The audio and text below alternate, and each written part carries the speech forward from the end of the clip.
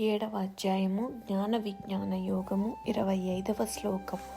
నాహం ప్రకాశ సర్వస్య యోగమాయా సమావృతః మూఢోయన్నాభిజానాతి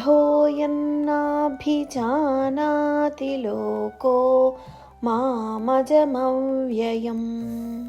తాత్పర్యము: నా యోగమాయచే ఆవరింపబడి ఉన్నందున నేను అందరికిని గోచరింపను కనుక అజ్ఞానులు నన్ను జన్మరహితునిగా, శాశ్వతునిగా, పరమేశ్వరునిగా తెలుసుకొనలేరు. వివరణ: శ్రీ భగవాన్ నేను అందరికీ కనిపించను అని అంటున్నారు.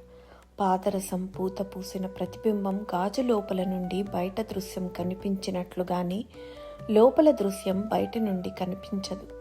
నా స్వభావం యోగమాయ పాదరసంతో పూత పూసిన ప్రతిబింబ గాంజు లాంటిదని శ్రీ భగవాన్ చెప్పారు. అందుకే దేవుడు కనిపించడు. ఆయన చాలా దూరంగా ఉన్నాడని మనం అనుకుంటాము, కానీ ఆయన మనలోనే ఉన్నాడని మనం మర్చిపోతాం. చాలా దగ్గరగా ఉన్నవాడు కూడా కనిపించడు. మాయ కారణంగా మనం మూర్ఖులమయ్యాం. దేవుడు జన్మించని వాడని మనం మర్చిపోయాం. ఆత్మ కూడా పుట్టదు. ఆత్మ యుగరహితమైనది, అమరమైనది. శరీరం మాత్రమే ఏర్పడుతుంది. దేవుడు కూడా యుగరహితుడు. మనం ఆయనను తెలుసుకోలేము. ఆయన నాశనం చేయలేనివాడు, అమరుడు.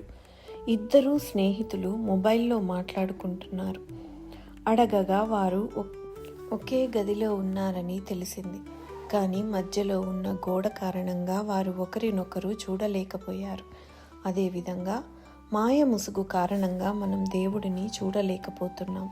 శ్రీ భగవానుడు కనిపించడు, కానీ ఆయన కోరుకున్నప్పుడల్లా ఆయన కనిపిస్తాడు. శ్రీకృష్ణుడు యశోదమాతకు తన దర్శనం చూపించవలసి వచ్చినప్పుడు అతను బురద తిన్నట్లు నటించాడు. తల్లి అడిగినప్పుడు, లాలా నువ్వు బురద తిన్నావా?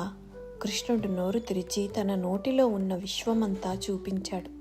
తరువాత అతను మాయ అనే ముసుగు వేసుకొని మర్చిపోయేటట్లు చేశాడు.